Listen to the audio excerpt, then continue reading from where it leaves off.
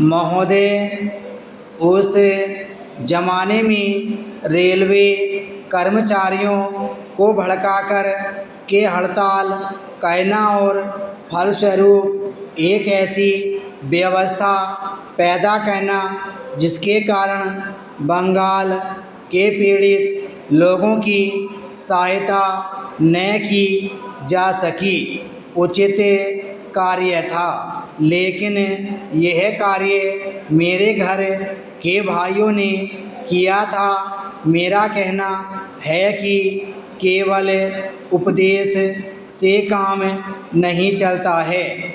जब ऐसे प्रश्न आए तो उपदेश भाषाओं में ही फंसकर न रहा जाए, बल्कि आवश्यकता है कि ऐसे प्रश्नों पर सारे राजनीतिक दल देश हित को ध्यान में रखते हुए संजीदगी से विचार करें और उन सब का हल तलाश करें। आज श्री वाजपेयी ने प्रधानमंत्री पर कुछ आक्षेप किए। वे बड़े गुस्से में थे और इतने क्रोध में थे कि उन्होंने अपने मस्तिष्क का संतुलन खो दिया था। उन्होंने आरोप लगाया कि सरकारी कर्मचारियों के प्रयास से बड़ी बड़ी सभाएं की गईं। मैं वाजपेयी जी का गुस्सा और उनका असंतुलित होना समझ सकता हूं।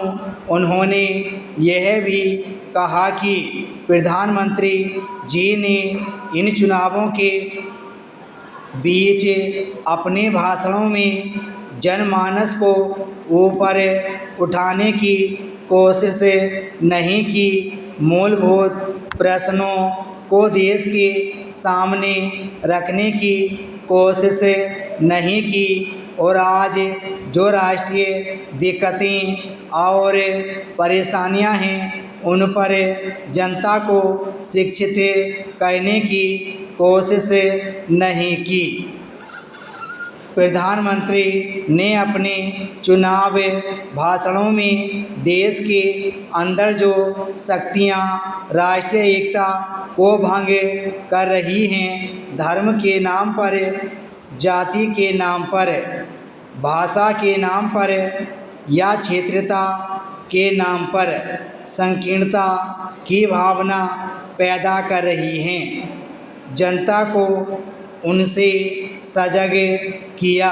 प्रधानमंत्री जी ने इस बात को अनुभव किया था कि उत्तर प्रदेश, बिहार और उत्तर भारत के समस्त हिंदी बोलने वाले इलाकों में जनसंघ संकीर्णता की भावना का प्रचार कर रहा है। जिस प्रकार से जनसंघ सांप्रदायिकता की भावना को बढ़ावा दे रहा है, राष्ट्रीय शक्तियों को तोड़ने की नीति चला रहा है, उससे हमारे राष्ट्रीय मूल, राष्ट्रीय नीतियां और राष्ट्रीय एकता खतरे में है। इसीलिए प्रधानमंत्री ने जनसंघ के ऊपर इस बात का प्रहार किया था कि वह सांप्रदायिक शक्ति है और उससे जनता को सावधान हो जाना चाहिए। आज जो वाजपेयी जी का गुस्सा है उसको हम समझ सकते हैं। उन्होंने एक सपना देखा था, एक सुनहरा सपना, उत्तर प्रदेश में अपनी सरकार बनाने का, बिहार में अपनी पार्टी को बहुमत प्राप्त कराने का। इस विषय पर 3-4 दिन से चर्चा हो रही है। मैंने उसको सुना है।